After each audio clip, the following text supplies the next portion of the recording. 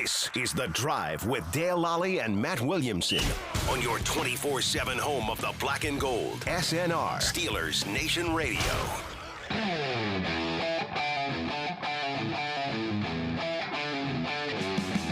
And welcome to The Drive. I am Dale Lolley. He is the Matt Williamson, and it is a rainy Friday here. Yeah, it is. I couldn't be happier. Let's just get out of town for a while. I couldn't be happier. Let it rain all weekend. No offense to anybody who's here and has to deal with it, but Matt and I are heading to West Palm Beach, and it's supposed to rain there Sunday, but it's also supposed to be 80. I'd like to teleport there right now. Do this show from there. If we could teleport there, that would be a hell of a lot better. Yeah. As opposed to the flights that we're going to take. We'll make it work. Right. We'll make it work. Anyways, the Ole Miss Pro Day. Oh, yeah. Took place, and Andy Weidel was there taking a look at all. Here's the thing about it. Well, Andy Weidel was on hand looking at Jackson Dart. Maybe he was checking out Walter Nolan as well. And maybe. The receiver in the corner. And they're they're like loaded, guys, right? Yeah. They're loaded. You're crazy if you're not there. I mean, you have to have some representation at Ole Miss right now. It's the same thing when the Steelers. It happens every time. It's reported that the Steelers took Jalen Milroe out to dinner before the Alabama Pro Day. Well, guess what? They took about 8 guys. Yeah, they also have other players at Bama still. It wasn't just Jalen Milroe. Right. They never take just one guy to dinner. I got this a bunch, too. Like, why would the Steelers be so into Malachi Starks at Georgia's Pro Day? I'm like, they have other guys, too. Have you paid any attention to the Georgia program? They're going to have four offensive linemen drafted and maybe 4 defensive linemen drafted. Yeah. They're not first rounders, but you'd still like to They're hang out with dudes, them. yeah. Right. They still got some talent there. And it happens all the time. And one of the things that Mike Tomlin consistently says over the years is like, he goes to these pro days. Maybe you don't draft that guy, but he's going to be a free agent in a few years, Or potentially. you're playing against them. Or you're playing against him. Right. But he may be a free agent in a couple of years, and you get the opportunity. They didn't draft Patrick Queen straight out of college. Sure. But they got it when he became a free agent. I remember explaining this sort of recently on here. I mean, even if you would go, I assume it's the same in pretty much every building. You pull up the scouting report for Queen or whoever. Yeah. Well, it starts with his LSU, and you just add to it. And someone adds another layer every year. And it doesn't mean if the organization loved them here, they're going to love them 4 years later. But it's a jumping off point. You do all that background on them. If there was red flags then, you want to check them out now. And guys get cut all the time. I mean, it's just background on all these guys. It's just part of the process that you go through. Speaking of which, and we've brought this up on the air, so I'm not afraid to avoid it. But Walter Nolan's, quote, off-the-field stuff. I know you've done searches for it. There's no, arrests. There's not that anyone knows about. Somebody on our message board today said some website out there is reporting there was an incident at Texas A&M before he left. This is what I heard the incident was he was warning recruits that A&M promises NIL money and you don't get it.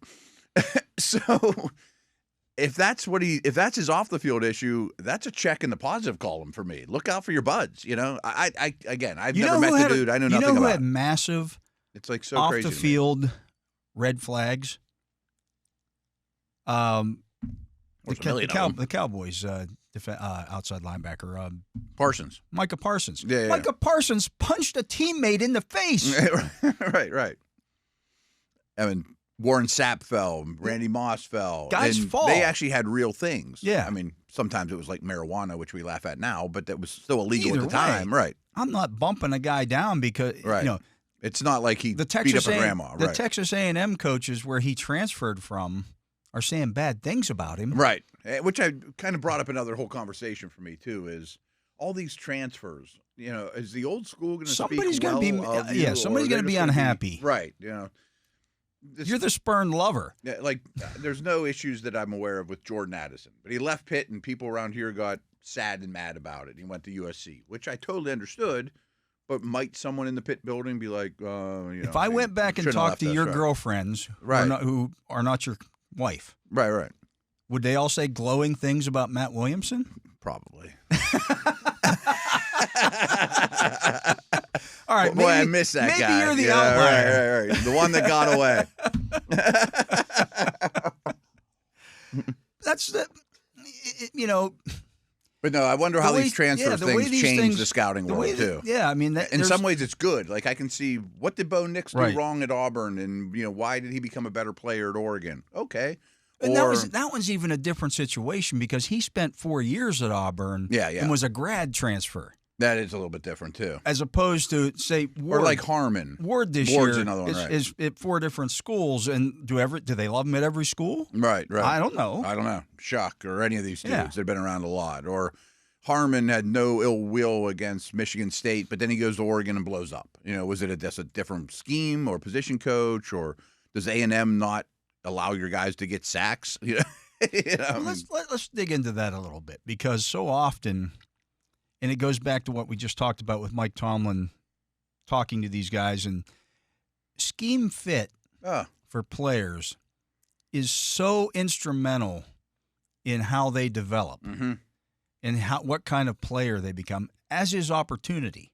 Absolutely. Scheme and opportunity are the two biggest factors in whether a guy is a good player. How many times over the years have we seen a player leave the Steelers in free agency and not be the same player that he was when he was here? Especially receivers. Right. In particular, right. Everyone knows I have great respect for Greg Cosell, a friend of the show. And he's the podcast I've listened to him, he's gone out of his way this offseason like crazy. Team and scheme.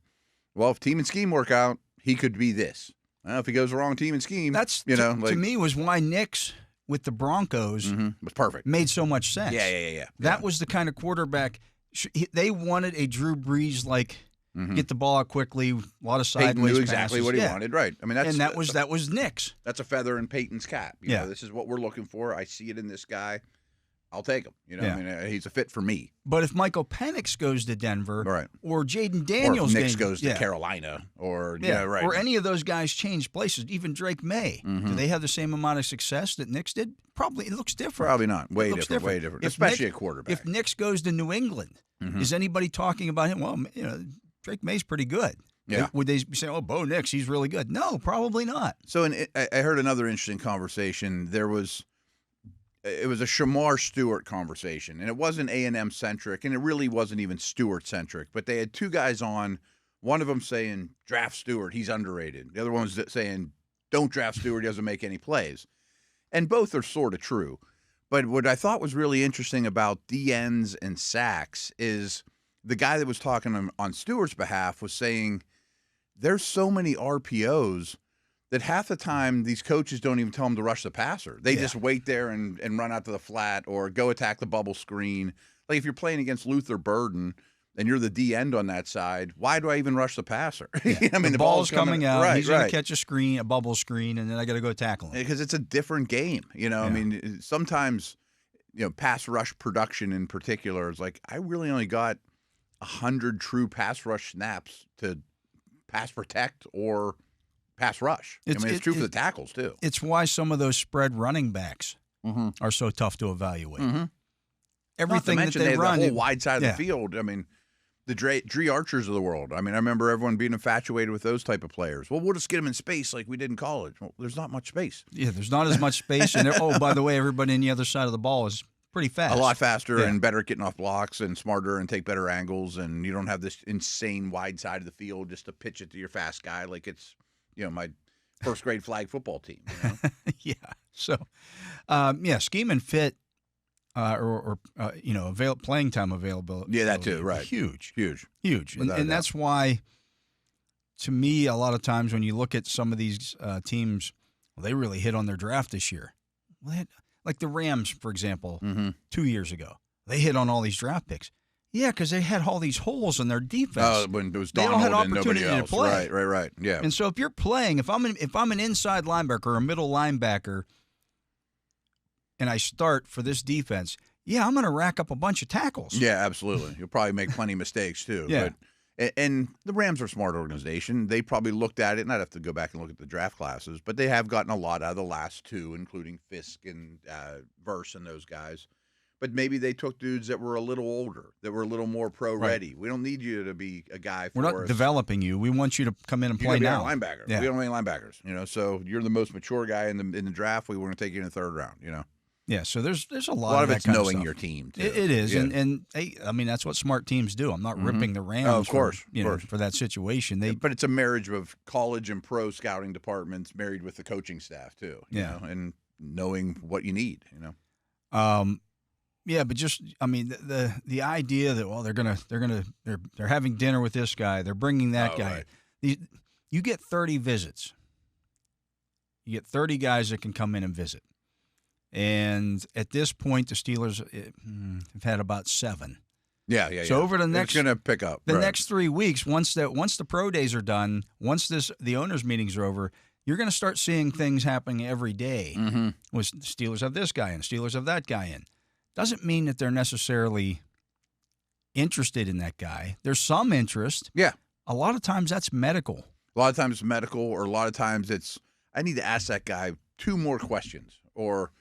For example, if you have Shamar Stewart in, well, what were they asking you to do on these pass rush We snaps? couldn't, in the 15 minutes we had at the Combine, we couldn't get in deep into this. And now we want to find out. I talked to someone at the school, but it's still kind of a vague answer, and I want to hear it from you. Show me these 5 plays and tell me what you're supposed to do, or let me get my hands on your knee that's not great, or Campbell, let me measure your arms. I'm not going to trust everybody. Right? There was a reason why you didn't work out at the Combine. Right. Now I want to see, is that hamstring better? Is that foot issue that you had? Somebody like that. There's a lot of those dudes. And there's still another medical recheck in Indy. Yeah. One of the things that drives me nuts about the visits is that some people call them top 30 visits. They're not top 30 visits. You get 30 visits. They're pre-draft visitors. They could be whatever you want. Right? Every time I tweet this out, you'll always notice if you follow me on Twitter, I call them pre-draft visitors. Mm-hmm. They're not top 30. These aren't. If you look at where these nothing guys to do with if they're where good or they're bad. ranked. Right. Yeah. If you look at the level of guys that they bring in, they're all over the place. Mm-hmm. First rounders, second rounders, third rounders, seventh rounders, guys who might be undrafted. And then you could add locals for free. Locals are free. Right. Yeah. So it's not top 30 visits. They're showing some kind of interest, or there's some kind of medical there, or they just want to know the guy a little bit better. Like, it wouldn't shock me. You just mentioned Andy was in Ole Miss. Good. And by all means, he's paying attention to every throw Jackson Dart makes. Wouldn't surprise me one bit if Jackson Dart's one of those 30 visits. Well, yes, that's what I'm saying. He's scheduled, is he he's one? scheduled Okay, to come in next month. As I said, don't. The other that thing doesn't is, mean that he's not getting past 21. Just because a guy is scheduled to come in doesn't mean he actually makes it. That's happened Stuff before, happens. There were supposed to be a lot of people want Jackson Dart to visit. It's hard to get on a plane 30 times. A few weeks ago, or a couple weeks ago, when the Steelers were starting their visits, the day they had Shuck in, they were supposed to have 3 guys in. Now, I never did find out who the third guy was, or 4 guys they were supposed to have. So I think they had 3 that day. They had 3 that day. They were supposed to be 4. The 4th guy had a flight issue and couldn't come in that day. Happens. All right. I mean, there's maybe they logistics to it reschedule all, that. right? Maybe they're not able to reschedule that. Yeah. Again, a lot of people want to talk to these guys. Imagine if you were like Jalen Carter, that everyone knew his issues, and if I was all 32 teams, I'd want to bring him in. But is he going to visit the Chiefs? I mean, the chances I fall to 30 or 31 or 32 are probably slim, but maybe the league hates me that much that I better, but you can't get on 32 flights. No, it's impossible. There's only, 35 days in which to do it, because they usually don't bring guys in on the weekend. Yeah. And by the way, I'd like to work out and stay in shape and right. Do my stuff that I want to do. Right. Around the country doesn't really help you stay in football shape. Mm-hmm. But anyways, let's get to a break. He is the Matt Williamson. I am Dale Lolley. You're listening to The Drive here on the Steelers Audio Network. We're going to dive a little bit more into this quarterback draft class here. Okay. Because there's some interesting stuff out there that I want to touch on. We'll do that when we return. He's Matt Williamson again. I am Dale Lolley. We'll be back with more right after this.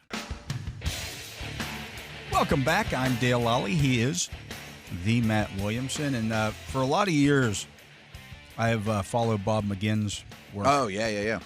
He used to be with the Milwaukee Journal. Okay, I don't know his total background. I know he's got an illustrious career. Covered the Packers for years and years and years, and has always put out pre-draft stuff where he talks to scouts from around the league. Oh, yeah, he's dialed in. Front office people. Well, he's now taken that to his website that he started called Go Long. Yeah. To Substack or whatever. Yeah. Right. And he breaks down every year different positions, every position in the draft. And He has his quarterback stuff up today. You actually sent this to me. I haven't read it yet, but yeah, I certainly will probably on the plane tomorrow. And there's some interesting stuff in here. First of all, he mentions that this was his kind of a lead into this. 5 quarterbacks were taken in the first round combined in 1995, 96, 97, and 98 drafts. Wow, okay. We're going back a ways, but that's crazy. That's 5 quarterbacks in the first round over 4 drafts. Over 4 drafts. Wow. Think about that for a second. Yeah, right. I mean, it shows how times have changed and how these guys get driven up more than they should, probably. In the last 2 4-year periods, okay, from 2017 to 2020 and 2021 to 2024, okay, 4 classes each. Each of those each of those groupings, there were 15 quarterbacks. Wow. Taken. Okay. So in the last 8 years, there's been 30. There's been 30 quarterbacks taken in the first round of the draft. Wow.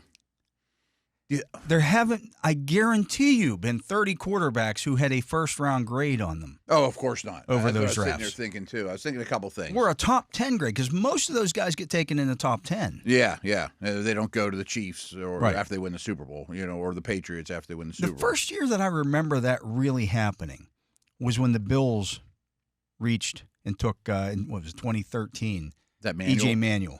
Yeah. Nobody had E.J. Manuel as a first-round pick. No, that was a weak a quarterback as the Pickens class, for people that don't remember. It was flat out bad. So a couple things crossed my mind there. First of all, coincidentally or not, we opened the show talking about team and scheme and fit. Fit is unbelievably important. Yeah. I mean, for quarterbacks, it's unbelievably important. And maybe more important, I always talk about this, like if players were stocks, I may not even care what player it is that I'm investing in. I might just want to go to the situation. Like, boy, he will land in a perfect spot. Denver, Knicks. Like, he probably won't bust. I mean, is there really a huge talent discrepancy between Penix and Knicks? Probably not. I mean, it's a fine line. But whoever goes a better situation, I'm putting my money on that guy. Yeah. The other thing I think is we're way more analytically driven now, for better or worse. I mean, there's definitely good things about it, and there's probably some bad as well. That quarterback, the best advantage in sports is having a quarterback on a rookie contract, so that's all we want. That's the other thing that changed. Yes. Because back Russell Wilson is a perfect example. 15, 20 years ago, when you took a quarterback in the first round, it was terrible. He was getting paid. Sam Bradford was the highest paid Ram the day he got picked. So was Russell. You walk into a locker room with Cam Hayward and you haven't done anything. That's one of the reasons why draft picks are now slotted in. Right. These guys were coming into the league and getting hold out $100 million. Yeah. And they've never played it down. Never played it down. They're getting more. You're paying him more than Tom Brady? Yep, exactly. You're paying him more than Ben Roethlisberger? He's never played. It was broken. I mean, it's better now. And again, if I draft a quarterback in the top 5 or let alone 1 overall and I'm a terrible team, he can't be holding out. Right.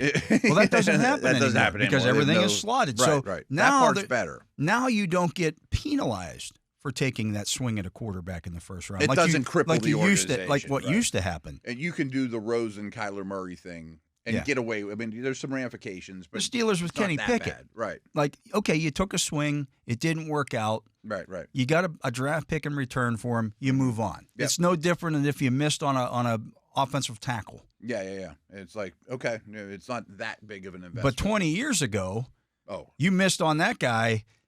First of all, you had to keep him because you were paying him $1 gajillion. Yeah. And secondly, it hamstrung your franchise for the next 4 or 5 years. That's a great way of looking at it. And the other thing I thought, though, too, is we're drafting so many more quarterbacks in the league.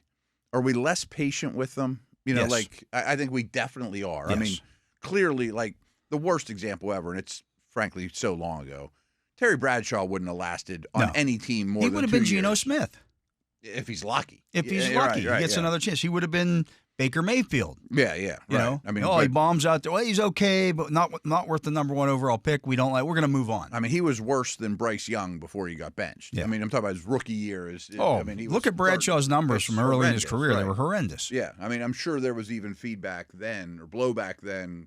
you can't stick with this guy. He wasn't even the full-time starter in '74 when they won the Super Bowl. Yeah, when they won the Super They Bowl. won the Super Bowl. And he got benched late in that season. And then maybe we'll stick with this And they guy. went back. They started Hanratty and then went, oh, no, this isn't good either. We're going to go back to Bradshaw. But even like mid-'90s, were teams more dedicated to their guy to develop them, you know? A little bit. I mean, you think about the Steelers with Cordell Stewart, for example. Mm-hmm.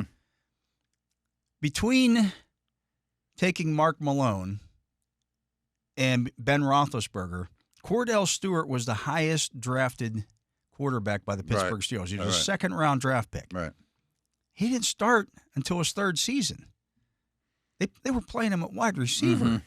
Like they took their time. Yeah. He was in the quarterback hunt in the competition in '96, but he wasn't winning that year. And Mahomes is like one of the only guys, Love, that I can really think of that we're going to sit him his rookie year, and they really do. You know, like back in the day, Carson Palmer sat behind, wasn't Dilfer, but it was somebody else that was, middle of the road. John Kitna. Kitna, exactly.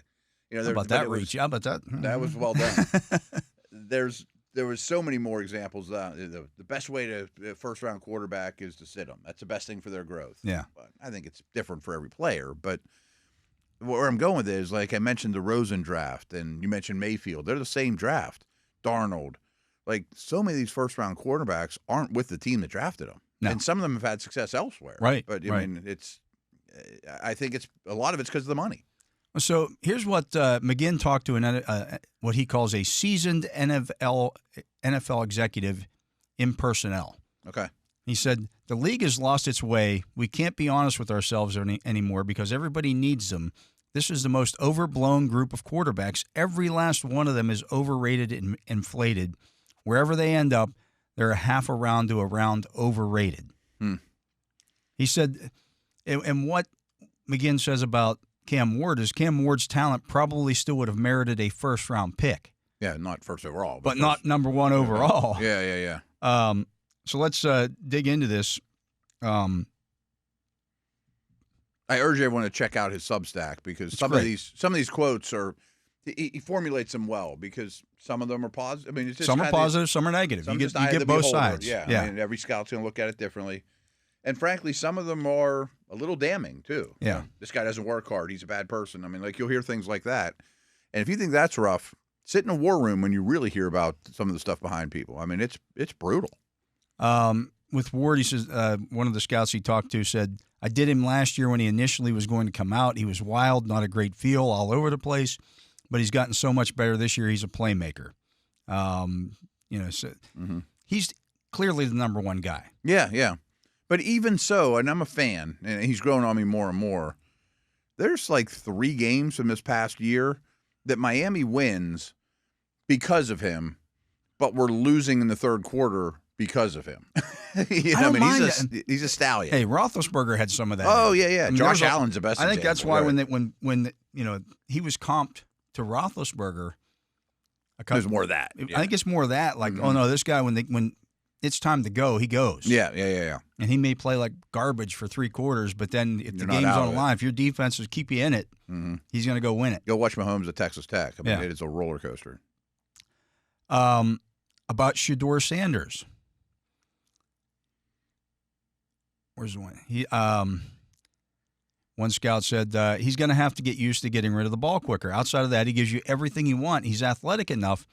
It's not fair to say that he's not his dad because he's not his dad, but he's not his dad. He's got a strong arm. He can slide and move in the pocket. He's been coached and trained by all these people.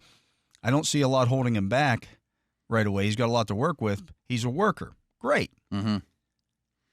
Side note. Another scout comes out and says he does a lot of things from a mental standpoint that are going to translate to the NFL, said a second scout.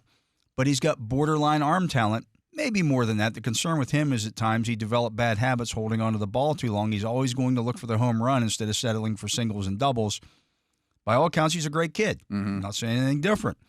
Some people almost feel badly for him because his dad is the coach and puts all this extra pressure on him. He actually might thrive without Coach Prime. I think Ward has a much higher ceiling. So a couple notes. Coach Prime signed a new contract like an hour ago. Yeah. So there was all this talk. He's going to be Dallas's coach, and they want Sanders to be father-son to be together somehow in the league again. Well, that's not happening. He's not leaving Colorado. I do think Shedeur is a great processor, but he holds the ball. When he's not the computer processor, he holds the ball forever. And I don't think he's overwhelming physically in any regard. You know? Yeah. I'm not sure what his trump card is below the neck. Another scout said Shedeur has no explosive traits. Yeah, just like what I was thinking. Yeah. Right. Cam has one explosive trait, his arm. Mm-hmm. Okay. He is the flashiest, most overhyped game manager I've ever graded. About Shedeur Sanders. That's a way of looking at it. I see that point of view. There's no way on earth he should go in the top 3. He's a second or third rounder at best. He's going to go top 10. He said I just don't see the upside. If his name was Joe Blow, I don't know that he'd get talked about nearly as much. Fair. These are all right. All things, yeah. Everybody's going to have differing opinions on this. Jackson Dart. One scout said, he's a guy you take in the late second round or in the third. I don't believe this hocus pocus about putting him in the first, but stranger things have happened. We all know that. Another scout says, I might take Jackson over Shedeur. He's got a lot more moxie and quick-mindedness. He's got a good arm, not a great arm. He kind of heaves it deep. That's the thing. He can really drive stuff, but quick passing game, he's good. He reminded me a lot of a mini Drew Lock or Gardner Minshew. One of those wildish throwing dudes that do enough, but ultimately aren't great. Not the best comparisons Does that sound I've like heard. you want to take that in the first round? Right. I don't know what his one was a sixth-round pick. The other one was a second. What's his explosive trait? I don't really see it with him either. Yeah. I could understand an argument for Dart over Sanders, but I can't get the argument for either one is a no-brainer, franchise-type quarterback. One thing I would rewind, and I always like to bring this up this time of year. One of the scouts in the Sanders write-up said, he's a worker.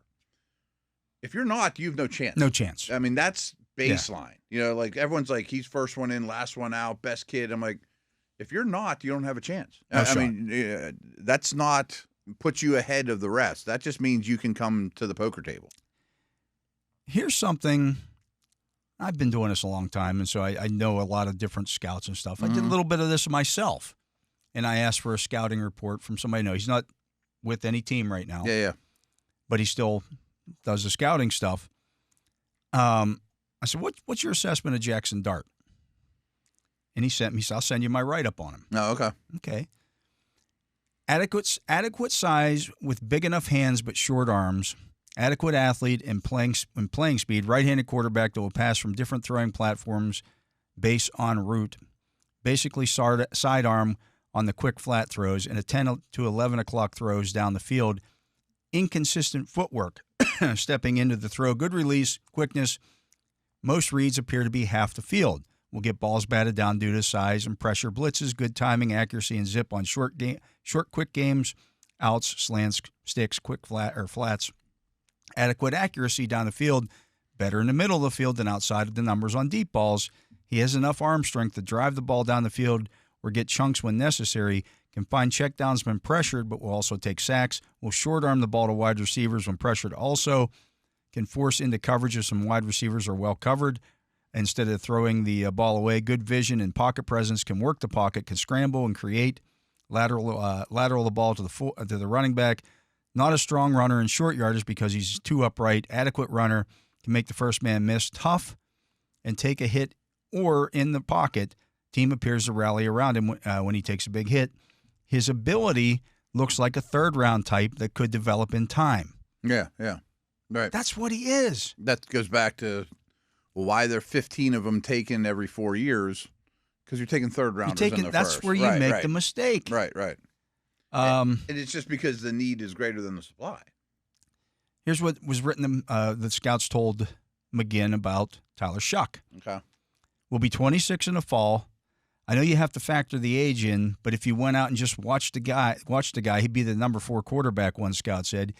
He's had 5 season-ending injuries in 7 years of college. Now, a lot of those are broken. Those are all broken bones. Yeah. I didn't know there was 5. I know 3 broken. It's 3, yeah. Right, yeah. He is the most athletic. I mean, the first 2 years he backed up Herbert. Yeah. He was He ran a 4.6. He throws it well. He's mature. He's from the quarterback camps. He's helped himself to most of any of these guys. If Dart goes second round, Shuck's going in the third or fourth round despite the injury history. He's just been unlucky. He's no throwaway. Yeah, okay. That's where these are scouts, guys who actually do this for a living, not somebody sitting working for ESPN or like the idea that these guys are going to go first round, I think, is a fallacy. I go back to the 2022 draft when Pickett got taken. Yeah. All those guys were getting, well, could this guy go in the first round? Could that guy go in the first round? Willis and those dudes, right. Pickett went in the first, and the rest of them all went in third round and later. Third round. So, again, these write-ups are more real. When you actually listen, and there are people in the media that are pretty harsh too, but they don't know the background or sit with them, or they just don't have as many advantages. They don't go in the schools, all those things.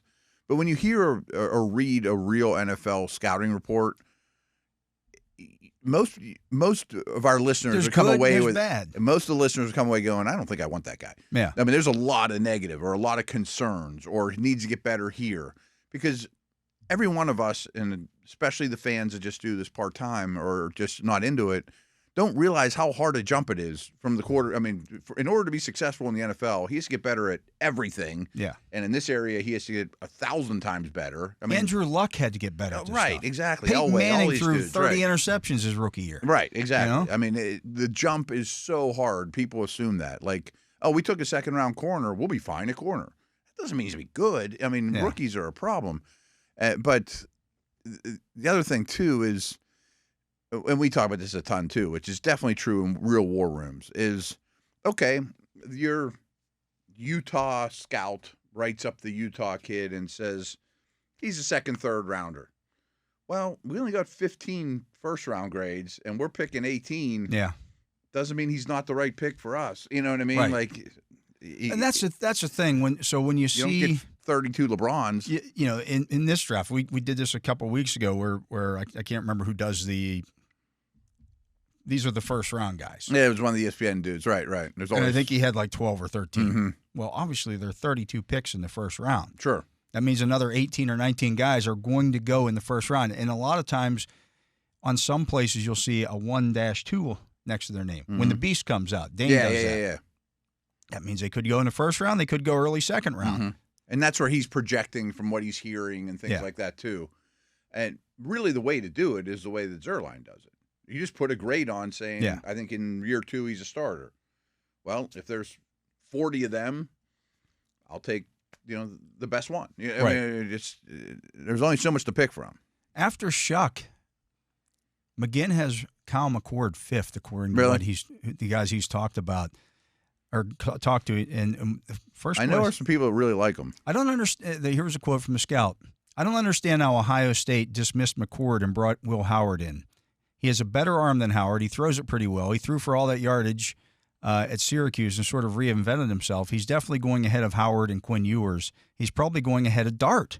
Look, he overcame adversity with the transfer. It was probably tough watching Ohio State win the national championship with a guy who is less than you.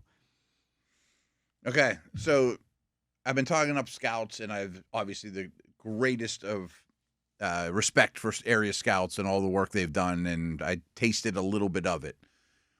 Some of these dudes, I bet, don't know the rest of the group. They know their area or, like, oh, he's going ahead of Dart. I'll take Mel and Todd and the media people's word on where they're going to go over anonymous scout maybe. Like, they're not the decision makers. I mean, they're not, but they're the ones who are writing. They're the soldiers. Yeah. And if the capo doesn't like it and the Godfather doesn't like it, and most of all, if your owner doesn't like it, you're not taking them ahead of them. But I think the McCord versus Howard stuff is really well on. He throws the ball a lot better than Howard. Yeah. Oh, yeah. He was a scapegoat because Ohio State couldn't beat Michigan. They lost to Michigan, won the national championship. He has Dylan Gabriel 6th on his list. Will Howard is 7. Milroe's nowhere to be found. Quinn Ewers is 8. Milroe is 9. Okay. Now, I could see the world being decisive on Milroe. A certain national radio host, Colin Cowherd, came out and said he's hearing the Steelers are going to take Jalen Milroe in the first round. Okay. I don't know who the hell he's hearing this from. Right. But the next time he breaks a story about something like that will be the first time. I see the allure of him. I mean, like, Not in the first round. not in the first round. I mean, come on. Of course.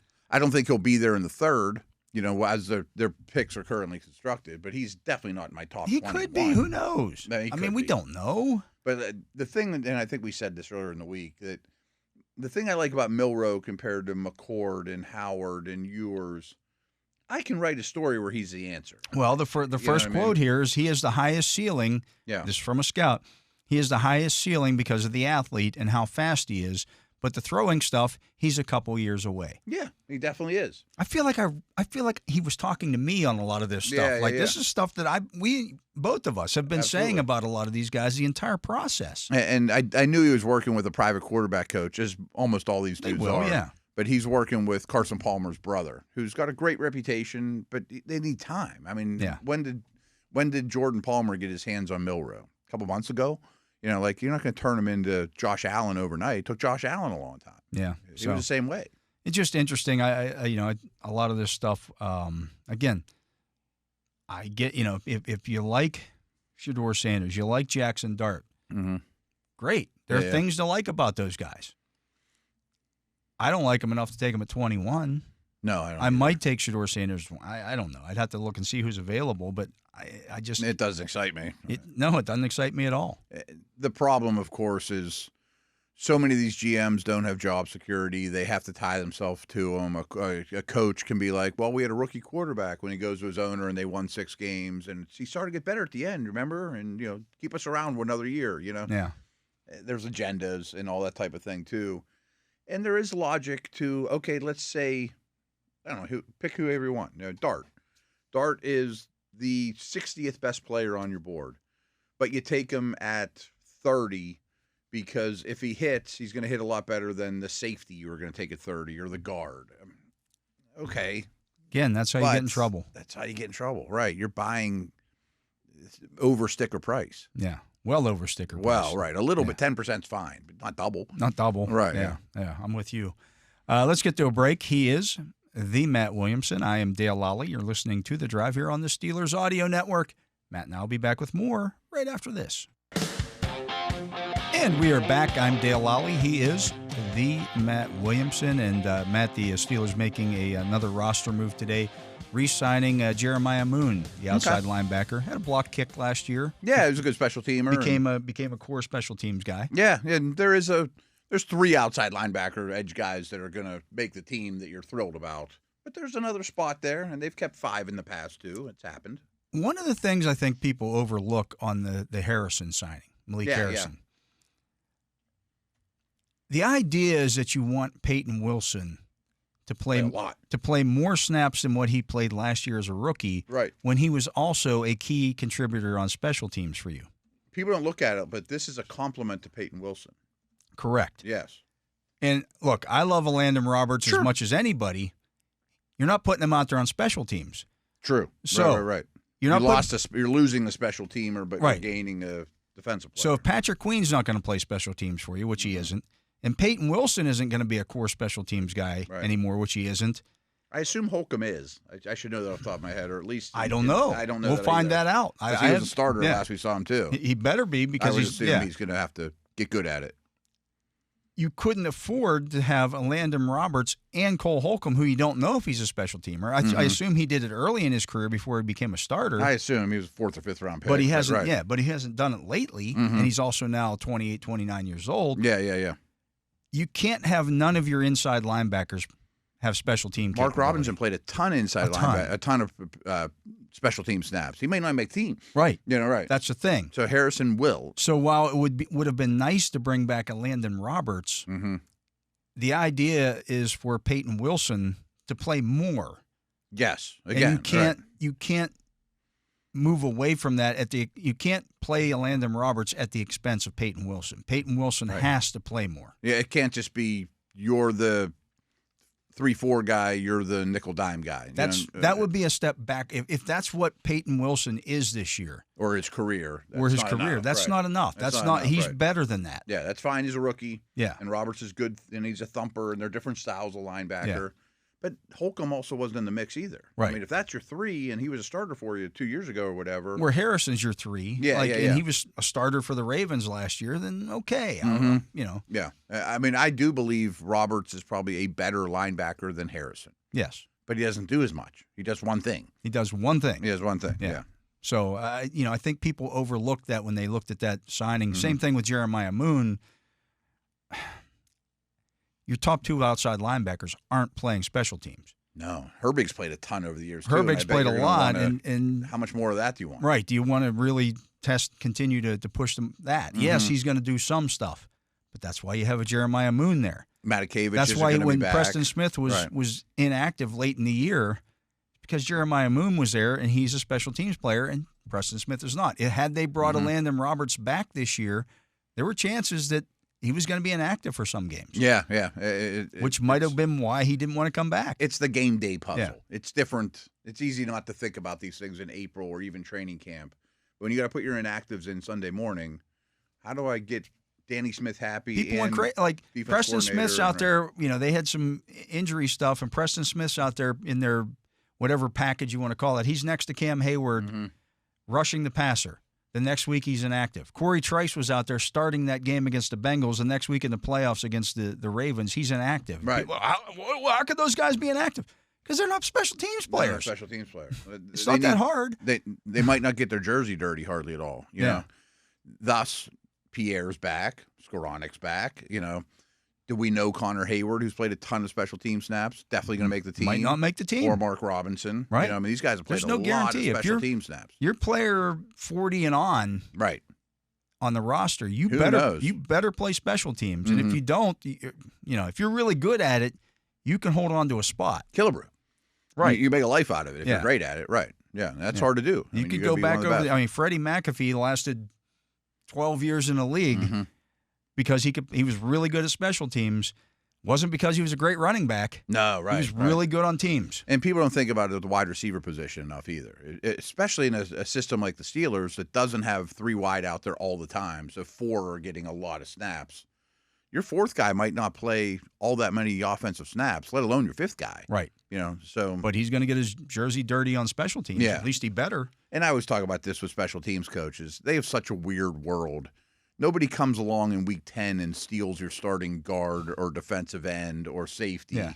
Danny could lose a that starter. That guy's starting this week. We can't play him on special teams. Yeah, or we cut him, because we needed a guard or something. Right. Sorry, I know that Mark Robinson's one of your favorite special teamers, but we cut him in week 10, Dan. We got 3 safeties hurt. He's one of my 5 starters. I don't even have 11 We got to starters. sign somebody. We got 3 safeties hurt. Yeah, so right, he's got to go. So he's got to go. And hopefully he clears waivers and you get him back in a couple weeks or whatever. But, yeah, we cut him. Yeah. Nobody cuts your starting center. Starting wide out. Anyways, so that's Jeremiah Moon back. Again, gives him another special teams body there. And he may not make the team either. May not make the team. There's no. These are all 1-year deals. There's no guarantee any of these guys make the team. Right. But it's good to have them back. They might need them in camp, and maybe they improve as defensive or offensive players, too. Yeah, you just don't know. Anyways, that's going to do it for hour number 1 here on The Drive. Matt and I will be back with hour number 2 right after this. And we are back. I am Dale Lolley. He is the Matt Williamson. And, it's time to do a little mock draft here on Friday. We won't do a mock draft here for the next few days. True. We won't do any when we're down in Florida. Again, tune in on Sunday, folks. Sunday. A bonus prize. 4 to 7 every day. Okay. While we're down there, Sunday, Monday, Tuesday. Anyways, so we're going to do our mock draft here. Somebody asked that we use the NFL mockdraftdatabase.com mock drafter. I find it a little clunky, but it still gets the job done. I just don't. I have faith in you to pull it off. It's a little more. There's like little, it's not as clean. Pull out screens and stuff that there's a video running right now. I want to skip the ad on and get out of there. I'll be honest. I always go just to Pro Football Focus because it is very clean. Yeah, it's much easier. I'm going to start this thing here, and so. The thing I do like about it, it's a little slower. Okay. The normal, I got it on normal speed, but it goes a little bit faster than. You don't have to put it on super fast speed. Right. Okay. All right. So much. The first 20 picks are in. Okay. And we have 2 trade offers. The Patriots are on the phone. It's a long way to go. They're offering us $38.77, which is their third-round pick, a fourth-round pick at 106, a fifth-round pick at 144, and a 2026 fifth-round pick. This is the one thing I don't find real. Their offers are always like 18 picks for one. Okay. Yeah. Like it's hard to pull off. Yeah. I mean, it can't. All those guys. I don't have that many needs. I don't have that many roster. Right. I don't want 5 picks for one. I don't need 2 fifths and a fourth. And right. To move out of the first round. I'm going to reject that. Yeah.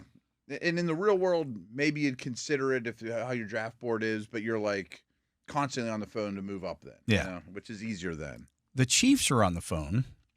That's not a bad spot to fall to. The Chiefs are offering $31.63, a 2026 fourth-round pick, and a 2026 sixth-round pick for pick 21. So that gets us back the pick that we lost when we traded for. We didn't lose it. We know exactly where we went to Seattle for DK Metcalf. I mean, I'm interested. I think that's fair. Yeah. The other thing that I can't see here, let me look here. Guys available: Jalen Walker, Mykel Williams, Mike Green, Matthew Golden, Colston Loveland, Malachi Starks, Kenneth Grant, Josh Simmons, Tyler Booker, Omarion Hampton, Emeka Egbuka, Jackson Dart, Gray Zabel, Donovan Ezereku, Luther Burden, Maxwell Hairston, Josh Connerly, Nick Scourton. So there's a few guys there, though. There's a lot of good players that I could see actually why some teams would be interested in moving up. I just don't love the D tackles available. Yeah, I don't either. It's Grant, and then it's pretty bare after that. I mean, I think you'd have to have the conversation. Would you be willing to take Alexander from Toledo at 31, or in that instance, if I traded back to 31, or the nose tackle from Ohio State, and I got the second-round pick back, and then took Jackson Dart, would make more sense. That makes more sense too. Yeah. That doesn't mean somebody else won't jump ahead of me to do it. Who's back in the? I'd still like to see him go before 31. Yeah, I'm up for making the trade though. Well, here's the problem: is because I had to go and look to see what else was available. I killed the trade. Okay. So I got to get it back up here. So it was 31.63. Well, let's offer our own then. Let's not take all the future picks. They offered I remember what the deal was. It was 31.63 next year's a 4 and a 6. 4 and next year's 6. That's what they offered us. Yes. What if we get something more this year and scrap the 4 and 6? Or move up from 7 to 4 this year or something like that, in addition. Well, let me see. I can go back to the offers here. Let me go back to their offer. Okay, yeah, there it is. Okay. Again, a little clunky. Okay. So when I offering that was saying we were getting way more in return than what they were giving up. That doesn't surprise me. So it's actually a fair offer. A 1, a 2, and a 4 and a 6 is a fair offer. I'm fine with it. I wouldn't mind making this draft juicier, considering all the picks we have next year. 4 and 6. But we did get 60. I'd love to get back into that second round. Yeah, I agree. Yeah. All right, let's do it. That's fine. Yeah. Play it out. All right, we accepted that. They came up to take Jalen Walker. I was shocked he was there. He was first player available. I'm not sure that's the hugest need for them, but yeah. Okay, so we are now up at 31, and the players available. Why is this not showing me? It's showing, okay. Malachi Starks, Tyler Booker, Omarion Hampton, Jackson Dart, Gray Zabel, Donovan Ezereku, Luther Burden, Maxwell Hairston, Josh Connerly, Nick Scourton, Donovan Jackson, Azirie Thomas, Trey Amos, Ariante Ursary, Landon Jackson, Travion Henderson, Darius Alexander, Jalen Milroe, Quinshawn Judkins. I don't love it. I think in this instance, I'd take Hampton. That's what I was going to say, too. I mean, he's clearly the second running back. He would help you now and in the future. You have the extra pick to go back to the D-line well. But we also did a lot of segments of when you start without a D-line, and it's a rocky road. I know. But we're going to have to navigate it. Yeah, well, we got forced into it by trading back. Yeah, of course. We could have taken Grant, but we didn't. I mean, that's why we do these things, to see how it works out. We might be happy in the end. Let me take a look. I don't know what their rankings are like. I just want to take a look. Yeah, everybody is gone. On the D-line. Yeah. Okay. All right. So that's fine. I mean, Hampton's really good value at 31, especially if you pick up a second day 2 pick. Right. All right. So we're going to take Amari and Hampton. Okay. Which should improve our run game. Oh, yeah. He's a really good player. I have no problem with that. Yeah, I'll be shocked if he lasts. I would have considered him at 21. Mm-hmm. All right. So we're going down here now. We go to pick 63. Yeah. We have trade offer. The Commanders want to give us next year's 2, next year's 6, and a 7th this year. We're good on next year picks. Yeah. I don't need any more picks next year, although the 2 would be nice. But still, no doubt. I'm going to reject that. Yeah, I'm going to reject that. Reject that. Reject that. I'm rejecting them all. We're taking a player. Okay. All right. Best players available. Well, Tyleek Williams. Okay. Alfred Collins. It's another way of doing this, Bill. Yeah, that's kind of why I was hoping just to explore it. Yeah, that's not bad. I like both. Yeah, Tyleek Williams out of Ohio State, Alfred Collins out of Texas, guys who are true nose tackles, but very different, though. Yeah. Who do you prefer? I think Tyleek Williams. I think he has a little more pass rush I think juice. he's safer. Yeah. Trey Harris, the wide receiver out of Mississippi there. Elijah Arrojo, tight end out of Miami. Jonas Iavania, the offensive lineman from Arizona. Jack Betch, wide receiver from TCU. Caleb Johnson, running back from Iowa. Marcus Mbao, offensive lineman from Purdue. Cam Scatabo is there, running back out of Arizona State. TJ Sanders there from South Carolina, the defensive lineman. I think I'd take Tyleek. I think I'd take Tyleek Williams as well. Mm-hmm. Now Benton's not a nose. Right. This now isn't a project now you're moving nose. Benton this to is a edge. plug-and-play nose. He's your second-round pick. With all respect to, like, Phillips and some of the noses we take in the 4th, 5th round, this guy's Benton would still be – this guy is a starting plug and nose play today. Right? Plug and right, play. Right. I mean, at Ohio State. Yeah. National champion. All right. I'm still in the market for an up-the-field defensive lineman. Yeah. We're now up at 83. Top players available. Mbao, offensive lineman from Purdue. Scatabo, running back from Arizona State. We're out of that. Yeah, we're done with that. Tate Ratledge, the guard from Georgia. Cameron Williams, offensive tackle from Texas. Jalen Noel, wide receiver out of Iowa State. Demetrius Knight, linebacker from South Carolina. Josiah Stewart, edge rusher out of Michigan. Quinn Ewers, quarterback out of Texas. Jalen Royals, wide receiver from Utah State. Kyle Kennard, edge rusher out of South Carolina. Omar Norman Lott, defensive lineman out of Tennessee. Andrew Makuba, safety out of Texas. Jared Wilson, he's a center out of Georgia. Mm-hmm. Charles Grant is there. Tyler Shuck is there. I don't think that's crazy to take him there. What's that? Shuck. 3rd round? Yeah. Tyler Shuck? Yeah. Let's just take a look at the other. Who else is available at quarter? So it's Ewers, Shuck, Kyle McCord, Riley Leonard, Brady Cook, Curtis Rourke. So he stands out in a big way to me. I don't have a problem. Yeah. That's fine. Kind of an odd build for us, but okay. Okay. Tyler Shuck it is.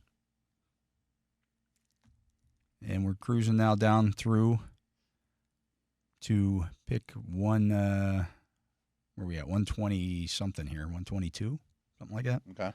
4th round. Heading to the 4th round. We got Amari and Hampton, Tyleek Williams, Tyler Shuck. Kind of like that, actually. Yeah. Better than the previous times when we've. I mean, those first 2 we're going to play a lot for you right off the bat. All right, we're up at pick 123. We have 3 trade offers.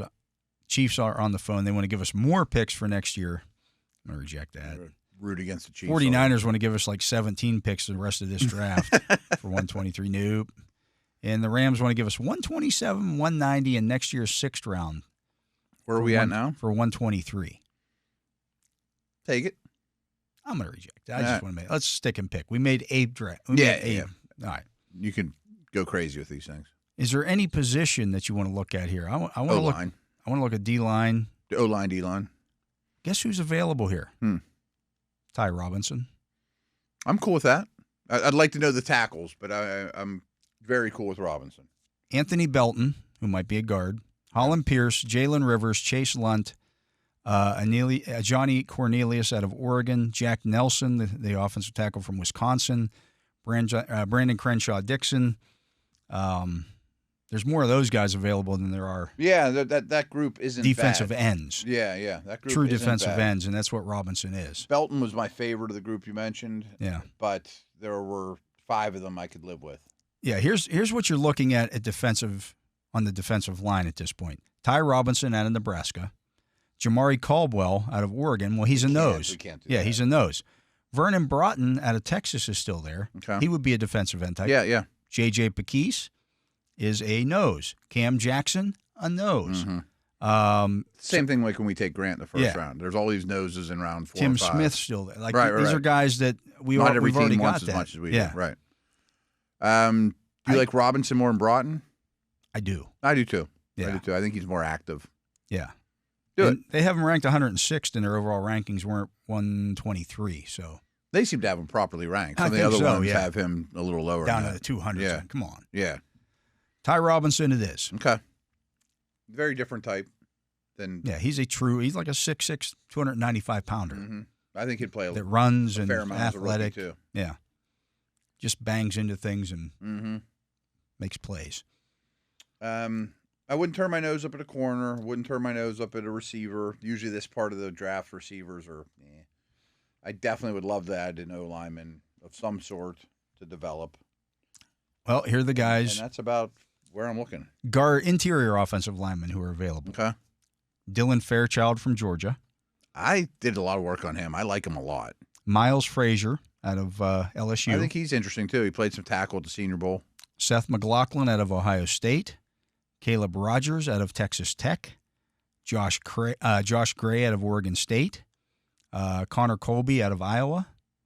Jake Majors out of Texas. Clay Webb out of Jacksonville State. He's interesting, too, because you don't need him for now. Yeah. The tackles still available. Holland Pierce still there. Okay. Jalen Rivers. Chase Lunt. I think Rivers is a guard, but that doesn't mean you couldn't take him. Right. Johnny Cornelius. I don't have a problem taking an offensive lineman here. Who's your favorite? There was like 5 names there I'd be fine with. Ratledge, Rivers, Lunt. I forget the first. Yeah, Ratledge isn't here at this point. Dylan Fairchild. Yeah, the other guard for Georgia, Fairchild. The LSU guard is interesting. I forget who the first tackle you mentioned, or the Rutgers kid. Any of those would be fine with me. I think bring them in and develop them. I think when in doubt, you take a tackle. I agree. I think even if he's rated they're pretty close in the overall ratings. I think you take Holland Pierce. I'm fine with that. You're never gonna. I think we've gotten to the conclusion. You're not going to have to twist my arm to take an O-lineman. No. Yeah. Now he may not help you next year. I don't care. But it doesn't matter, right? Yeah. But he might be goal line with Washington on the other side, and that's your front 7. Yeah. All right. So we're back I up don't need again. him to develop into Baselli. I just need him to develop into something I can use. We're back up at 185. Top players available. Seth McLaughlin, offensive guard from Ohio State. Caleb Rogers, offensive lineman, or guard, I should say, from Texas Tech. Vernon Broughton still there. We can fit him in. Kind of weird. Yeah, it is kind of weird, but. Tyler Barron, edge rusher out of Miami. R.J. Harvey, running back out of UCF. Josh Gray still there, the guard out of Oregon State. We've taken him before. I like him. Trevor Etienne. We can go running back in round 1. Some of these guys, Harvey shouldn't still be there. Right. And, that's just the beauty of this depth. J.J. Pegues is still there. All right. I mean, taking 3 is crazy. You're making my fullback. Yeah. Jalen Conyers, tight end out of Texas Tech. Donta Thornton, wide receiver out of Tennessee. Big, strong, fast guy. Kyle McCord still there. Jackson Haas still there. Fan favorite. Tight end out of Georgia Tech, I should say. I like the guards. Upton I like Stout Haas. is there. The cornerback out of Western Kentucky. If we had nothing drafted, we probably would have taken one of the D linemen. Right. I mean, can we really get 3 in? Right now, what we've got is Omarion Hampton at 31, Tyleek Williams at 63, Tyler Shuck at 83, Ty Robinson at 123, Holland Pierce at 156. We've got 2 picks left. Where are you leaning? I like the guards. I like Haas. I certainly like the D lineman. It's just a little clunky to get them all in. Yeah. I mean, Tyler Barron's interesting. Throw another edge rusher into the mix who might potentially be a special. Maybe he's better than Jeremiah Moon. maybe he'd be fighting with Moon, right? Yeah. Right. Or maybe he's fighting with Mark Robinson. You're going to keep, Yeah. 9 or 10 linebackers, Back to the guys who special have an team LB next to their conversation, name. right. Yeah. At cornerback, you're looking at Stout out of He'd Western probably be Kentucky. fighting Bishop. Yeah. I don't know if there's room for both. Elijah Huzzy, cornerback out of North Carolina, kind of the same thing. Slot. Same thing, I think, Jason Marshall out of Florida. Same. You're getting a lot of slot-type guys there. Any receivers you like? It's It's gonna be Thornton really tough. is there. Yeah. He can fly, but that's all he does. Nick Nash, the wide receiver out of San Jose State. Pat Bryant out of Illinois. Keandre Lambert-Smith out of Auburn. Jalen Lane out of Virginia Tech. I'm a big Jalen Lane fan. Ricky White out of UNLV. I like a lot of those names. We've talked about this. I mean, the problem with drafting the receiver there, he's the perfect guy that won't be active on game day. Yeah. I mean, because they're not going to be special teamers. But you need Well, them. Ricky White would be. Ricky White would be. But you're one injury away from needing them. Yeah. Lane's my favorite of that group. There's a lot of names there I like. Numerous positions. Yeah. Usually I'm not as excited about this late in the draft. Safety, Hunter Wohler is there. R.J. Mickens. Dante Trader. What direction are you leaning? Interior offensive line, you still have Seth McLaughlin. I He's still there. that wasn't bad. The interior line's pretty decent. Yeah. I think we have to shy away from D-line. A third one's nice. Yeah, but we've taken went two that are pretty heavy. Yeah. I like a couple of receivers. I like Stout, and I like the guard group. I think we can get, if we want to go nickel corner, we can get that with our last pick. There were a couple names there. Yeah. I think you take the guard. Okay. Yeah. Which one do you like the best? Who were my options again? Seth McLaughlin out of Ohio State. Caleb Rogers out of Texas Tech. Josh Gray out of Oregon State. Connor Colby out of Iowa. Gray's a guy I've consistently grabbed in this neighborhood. That gets a little redundant sometimes. McLaughlin is their highest rated guy. McLaughlin's interesting. Yeah. He's their highest rated guy. I'll take McLaughlin. That's fine, yeah. All right. Seth McLaughlin it is. Now we're back. We got a little bit of a wait here. So now we've got Amarian Hampton, running back out of North Carolina. Tyleek Williams, defensive lineman out of Ohio State. Tyler Shuck, quarterback out of Louisville. Ty Robinson, defensive lineman out of Nebraska. Holland Pierce, tackle out of Rutgers. And Seth McLaughlin, guard out of Ohio State. Okay. A receiver would be interesting, but I think you have to keep Danny Smith in mind for this pick. You know, Yeah. a slot corner, an edge, maybe a safety. You know, I mean, something that's going to make his bones probably on special teams. Okay, so the top guys available. This is all positions. Quay Robinson, the edge rusher out of Alabama. We took him earlier this week. Kamen Rucker, edge rusher out of North Carolina. Brashard Smith, the running back out of SMU. Riley Mills, the defensive lineman out of Notre Dame. Elijah Huzzy, the cornerback out of North Carolina, would be a slot. Yeah, I wouldn't have any problem with that. Jason Marshall, cornerback out of Florida. Same thing. I think he's more of a slot. Taj Brooks, running back out of Texas Tech. Kyle McGonigal, running back out of Rutgers. Mello Dotson, cornerback out of Kansas. Didn't run real well. Yeah. Jabbar Muhammad, cornerback out of Oregon. Again, another slot-type guy. Keandre Lambert-Smith, that's your top wide receiver available. Nick Martin, the linebacker out of Oklahoma State, is there. Jalen Lane is still there. I like Lane a lot. He's explosive. I think he's got return skills. The slots are interesting. I was about, if you wouldn't have said Lane, I'd been like, any of those slots would help. We might be able to sign one of those after the the draft. That's what you did with Beanie Bishop. Yeah. I would take Lane. All right. Jalen Lane it is. Yeah. Interesting build. It's different. It's different definitely from what different, we've right. typically done, but again, the trade, again, I'm so interested in getting back into the second round. I know. It's not at any cost, but if you could still get a D lineman that you really like and get back in the second round, it's a nice place to be. Yeah. So again, we got Amarian Hampton in the first round, Tyleek Williams in the second, Tyler Shuck in the 3rd, Ty Robinson in the 4th, Holland Pierce in the 5th. In the 6th round, we ended up with Seth McLaughlin, the offensive lineman out of Ohio State, and then Jalen Lane in the 7th round, wide receiver out of Virginia Tech. Okay. No, I like it. Hampton would get a lot of touches early. It's not our usual. I don't know what. Besides Shuck. Just looking at what's going to help you right now. Hampton's going to help you right now. Yeah. Williams is going to play. He's going to start for you probably out Those of the two gate. will play a lot. Shuck is developmental for down the road. Right. Robinson will be in the mix. I would think. I think he's fighting like Logan Lee and those guys for playing time. Holland Pierce, developmental tackle. Yeah. I hope he McLaughlin's a developmental guard, and Lane is a development. So you got 2 guys that are going to play a lot. A lot. Robinson will be in the mix. Mm-hmm. And don't forget, you've got 2 of your high draft picks from last year that didn't hardly played at all for you. I'm really high on Lane, and I'm not suggesting he's better than these 2, but I think he could compete with Austin and Wilson. I'm not saying he's going to beat him out for week 1 playing time or anything like that, but I think he's in that mold that he would be helpful.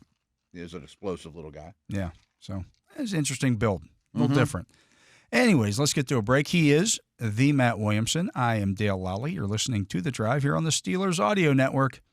Matt and I'll be back with more right after this.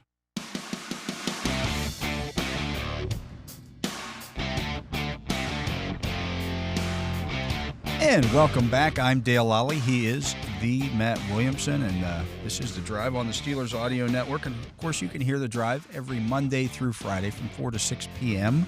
right here on these very airwaves. Except you get a little bonus hour on Sunday, this next week upcoming, and then Monday and Tuesday as we are down in West Palm Beach for the owners' meetings, league meetings. And we'll be back then to do the rest of the week here in Pittsburgh. You can download. Max Starks join us for an hour, too. Yeah. An extra hour with Starks.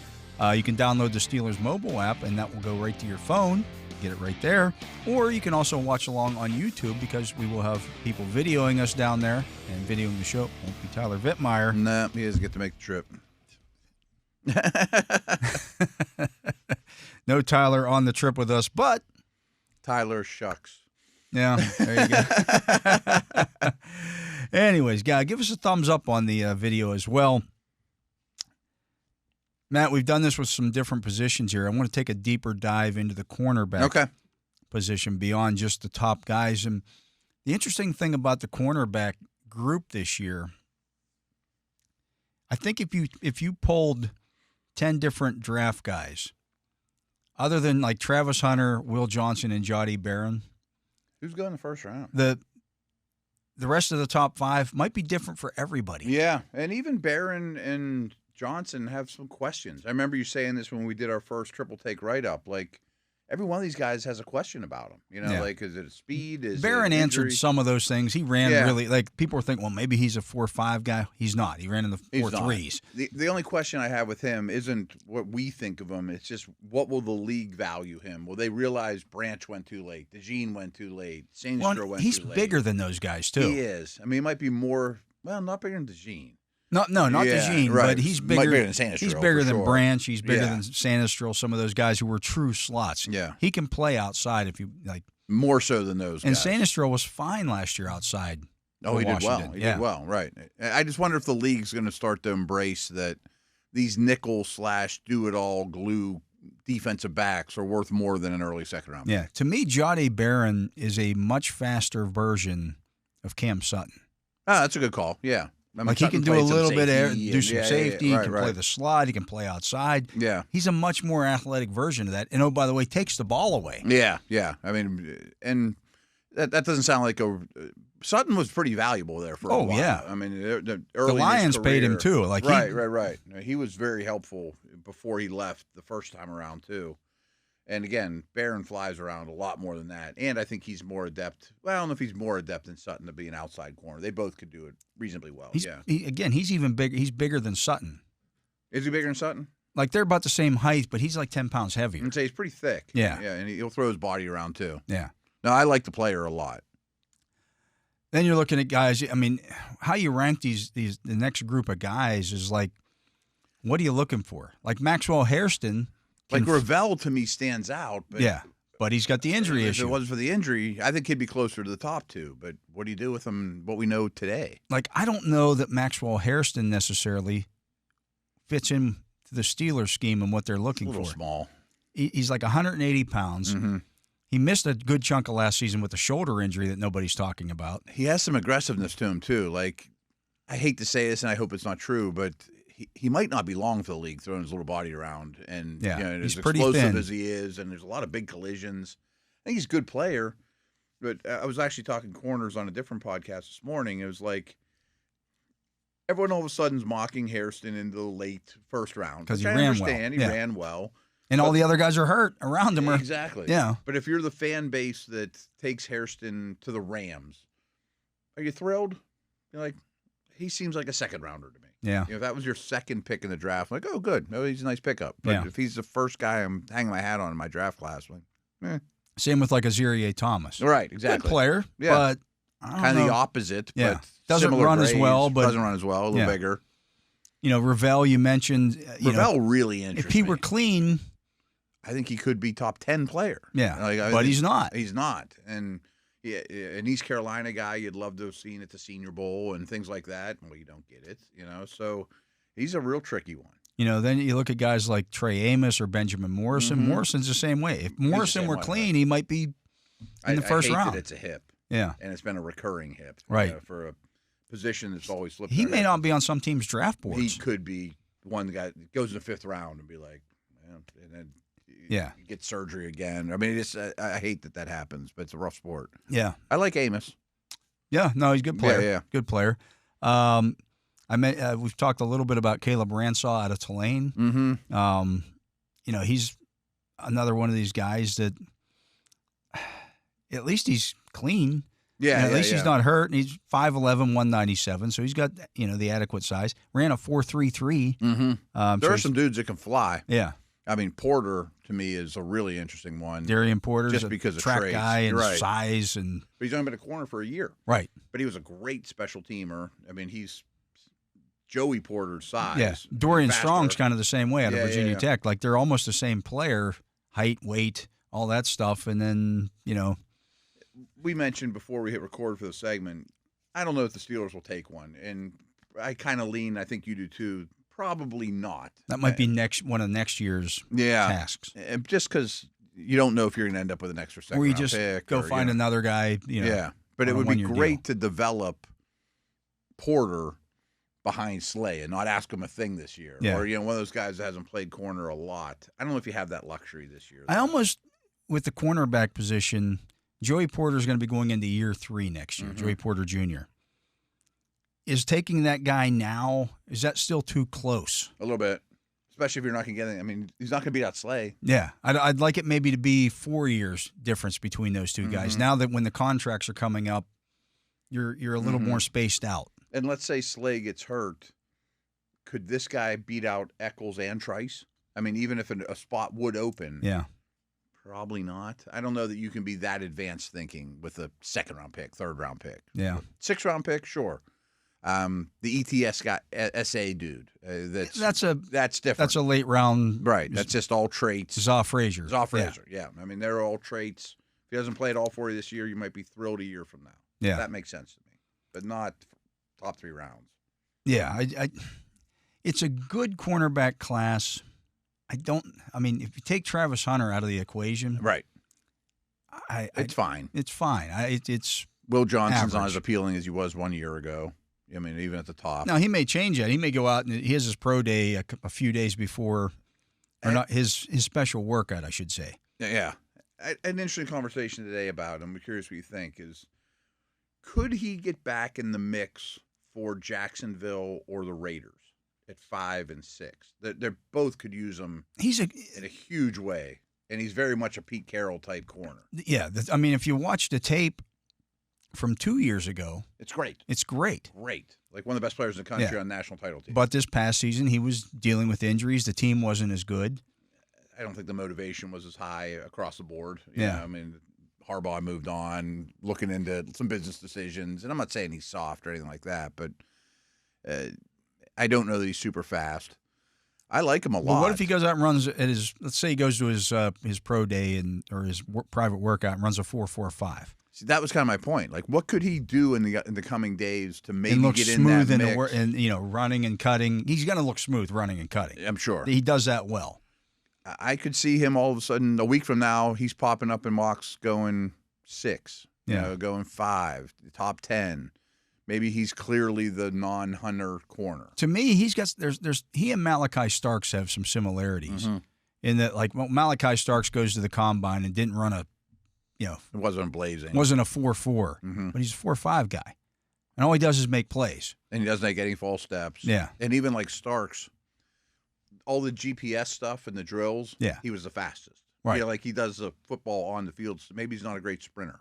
Yeah, he knows where he's supposed to be at, and he knows how to get there. Yeah, and he played in Michigan and Georgia too. These are pretty good teams. They've won a lot of games, and they're big reasons why they won a lot of games. Yeah. Now we mentioned Zaw Frazier out of Texas San Antonio. He's kind of one of the sleepers. There's one of these guys in every draft. In recent years, one of these guys. He's like 6'2", runs a sub 4.40, and you're like, why is he still at this little school? Yeah. And that's the question that I have about guys like that, or Bilal Kone from Western Michigan.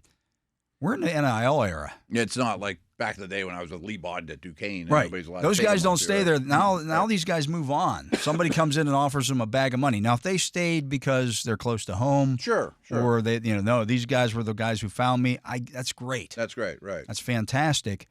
But I'd like to know the answer. I'd like to know that answer. Come calling, that'll be something maybe we'll find out from the Beast when it comes out next month. Yeah, the Beast is real good for the background and that type of thing, which is coming pretty soon. Yeah, it should be. It's usually out April 1st. I think it's April 1st. Yeah. So, anybody you like beyond some of those higher level guys? LSU and Louisville, I both think are decent players. Talking about Quincy Riley at Louisville? Yeah. Zay.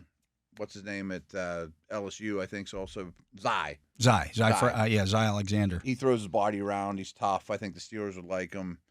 I mean, I'm talking 4th, 5th round type guys. There's a little bit of that gold to be mined, I think, from this class. But we mentioned a couple days ago, just ranking the positions in the draft. This would be a C+. This would be the not great. 6th or 7th best position. I mean, it's not loaded. Yeah. There's not a lot of guys like, I can't believe he's still there in the 6th when we do mocks and things like that. Again, like when we're doing, we just did that mock, and like Elijah Huzzy, Upton Stout, Jalen Smith, guys like that out of USC, Jason Marshall, out of like the slot guys aren't as high on some of the lists that you see because they're common. They're little, right? Yeah, they're little. Yeah. But they make, like, Upton Stout makes plays. Upton Stout, I think, is clearly the best of that group. I mean, sometimes people list him as a safety. I don't think that's really what he is, but he makes a lot of plays. Certainly, if they hadn't signed Eccles, I probably would have taken him in the 5th round or something in some of those drafts. But Eccles is a solid pro that can do a lot of things for you. 7th rounder for any of those, great. Right. As you mentioned during the mock, you want to spend a little extra on an undrafted free agent in a Beanie Bishop sort of way. Just to come in and battle Beanie great. Bishop. It might be a gunner. He might be, whatever, and get him in the mix.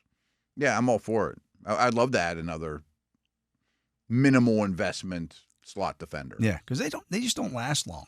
They throw the necessarily. Ball. I mean, tackle Derrick Mike Hilton still hasn't been signed. There's a reason for that. Like those guys, you don't think about the beating they have a shelf life.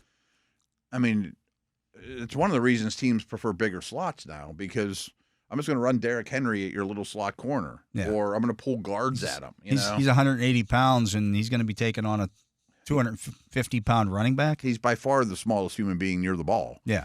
It's a dangerous place. Bad things happen there. Right, and these offense coordinators don't care one bit. No. They're going to get a big back coming right at you. Or a fullback or a tight end or whatever it may be. Ricard in motion. Yeah. Yikes. All right, that's no fun. Right, tight ends, right. Darnell Washington coming at Beanie Bishop all day. You better be tough. Yeah, you better be tough. And yeah. It's easy to get injured, too. Yeah, a lot of those guys don't get second contracts, let alone thirds. Hilton's trying to get a third. Yeah, so it's an interesting position just because of all the injury stuff at the top of it. Yeah, 100%. A lot of these guys just have something. He has, again, Will Johnson goes from having a toe to now dealing with the hamstring. Yeah. Even the position in general. I mean, the best guys can be a little up and down year to year. Oh, yeah. I mean, I'm sure Surtain will be fine for years, but people are complaining about Porter, like, well, he wasn't as good as he was his rookie year. He was fine. Yeah. That's the cornerback position. That's a little inconsistent. It's a reactive position too. Right. You give up. What are you asking? The difference between giving up a catch and not giving up a catch is often less than half an inch. Mm-hmm. And if you break that up, it's, what a great play. If you give the catch up, you're like, I can't believe he gave that catch up. Like, yeah. The quarterback puts it in an exact, perfect spot or is a little off. It's a better play. And again, I think we started the show by talking about team and scheme and fit. Corner is big for that too. Yeah. I mean, don't ask an off corner. It might be the biggest variance of any position. And again, I had a corner conversation earlier. It's so hard to find press man coverage reps too at the college level. I mean, it always has been, but it's hard as ever. So you're projecting. Don't do it. Everybody's doing, everybody's in their spread offense and just, we're going to tackle the catch and bubble screens, and it's such a different game. Yeah. Anyways, let's get to a break. He is the Matt Williamson. I am Dale Lolley. You're listening to The Drive here on Steelers Nation Radio on the Steelers Audio Network. Matt and I'll be back with more right after this. And we are back. I am Dale Lolley. He is the Matt Williamson. And, Matt, we haven't talked about this particular gentleman. Florida had its pro day. I know who you're talking about. And Desmond Watson weighed in at 464 pounds at 6'6". That's a large mammal. Yeah. Yeah. Now, if you watched any Florida football last year, it was hard to miss him. Yeah, you notice him. Yeah, he's kind of noticeable because he's 100 pounds heavier than everybody else, and sometimes 200 pounds heavier than everybody. Right. Is he too big to play in the NFL? I would have to actually watch him, but I immediately say yes. I mean, like, can he not? The stamina maybe gives you. We've talked about Walker from Kentucky and had some McCullers vibes. I think we both think he's better than that. And 1 out of 6 or 7 reps, you go, whoa. But can you do 2 in a row? Right. Let alone 3 in a row? Or they the team gets you on the field and now they're going, hurry up, and you're out there. That's immediate. 5-6 straight plays in a row, and you're doing nothing. Next thing you know, they're bringing out the cardiac paddles. Right.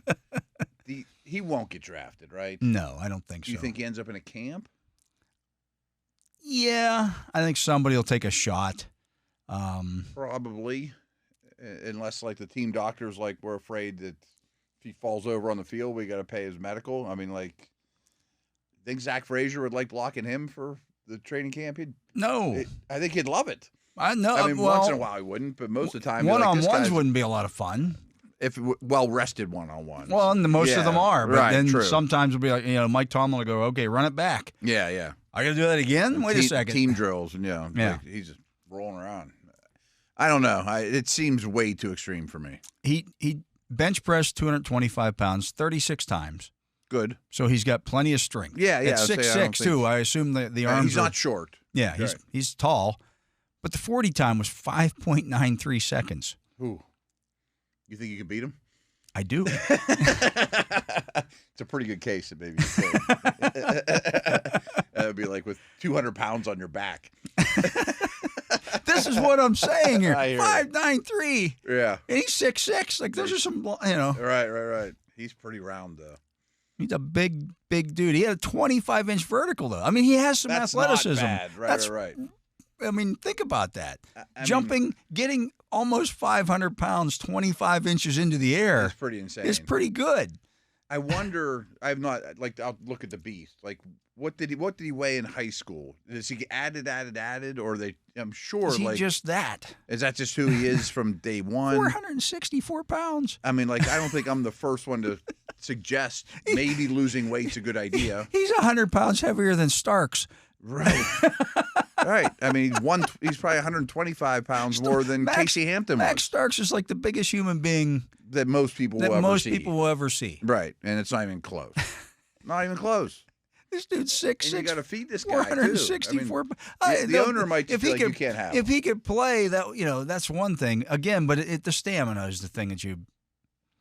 It's not a one-play situation. No, right. No. It's not a first baseman that could come in and hit a home run and then stand for DH or whatever. You got to play after play. And I mean, I can't imagine him being effective. Maybe he's the tush-push stopper. Yeah, the Giants or Cowboys or Commanders should take him. Just for 4 plays a game? Right. Just bring him in, just try to move him. I don't know. Make him a I can't fullback. imagine it works out well. But I am interested in his background. Is he trimmed down? Is he just inflating? Obviously, Florida's strength and conditioning staff can't think it's a great idea. I'm just amazed they had pants that big. Right. That's a big dude. Jersey. It's a big dude. That's like a huge human being. He wasn't at the combine, was he? He was not, which is a good sign that he's probably not going to get drafted. Right. Like 300 and some players. Yeah. Majority of them get picked. Yeah.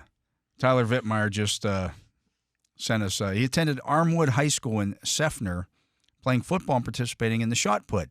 His junior year, he weighed 375 pounds, a number heavier than every defensive lineman in the NFL at the time. As a junior in high school? Yeah. Wow. 375. Yeah, and he's added 100 pounds at Florida. He's added 100 pounds. So he's only going up. Yeah. I'm not interested. I don't see that happening. Plays a snap in the NFL. But he would be the largest player ever drafted in the NFL if he Mr. Irrelevant. There he is. Yeah. I wonder if he'd be the largest one to ever get on the field in the regular season. Drafted, undrafted. Oh, I can't imagine. How can he not be? Yeah. How can he not be? And it's not like he can't play. We're not saying he can't play. Sure. I've watched tape of him. I've watched Florida last year. I'm like, again, he jumps out. But again, right. I just don't see it from snap to snap. Yeah, he's such an outlier. I don't know how you go down that road. He's bigger than like Andre the Giant. You're not going to move him. No. But how much is he going to move? I'm not going to run at him. Yeah. But I don't think he's tracking anything down either. Yeah, not putting him out there against Lamar Jackson. No, against any of them. All these guys are athletes. Yeah. Zach Frazier would reach him in 2 seconds. I don't see it. Yeah. I don't think he even demands a double team. Probably not. Maybe a snap here and there. He gets under you. Go around. He's an interesting fellow, though. Yeah. I guess he's worth talking about. Maybe they should just call him. We're definitely asking Starks about him. They should call him the traffic cone. I guess you got to go around it. I mean, he's a Florida dude. He's a Florida dude. And Starks didn't bring him up at the combine. No, he's not standing on the table for him. I don't think. Imagine if they both stood on the table. Oh, that's a poor table. But we're definitely bringing this up on Sunday. Oh yeah, absolutely. If you have any chance whatsoever. Yeah, Max has watched them a lot more. Oh, I'm sure. Yeah, right. Absolutely. Swamp, Anyways, that's going to do it for today's show. So. We will be back on Sunday. Don't forget, special edition of The Drive on Sunday in West Palm Beach, Florida. Mike Tomlin expected to talk earlier in the day. Cool. I would imagine he'll get quite a few quarterback questions. Probably. Yeah. And we'll see what he has to say about all that stuff. But for my partner. Quarterback answers. Who knows? Maybe. For my partner, Matt Williamson, for Justin Miller here on site, running the soundboard, and for Tyler Vittmeyer, who does not get to go to Florida with us, but does put up our video on the YouTube, and we appreciate that. Give us a thumbs up there. Check out the Greatest Hits one coming up, too. Greatest Hits on Saturday. That's a new addition there. That's kind of gets you caught up on the week and everything that we talked about. I am Dale Lolley. We thank you for listening to this edition of The Drive on the Steelers Audio Network. Steelers football happens here. The Pittsburgh Steelers Audio Network.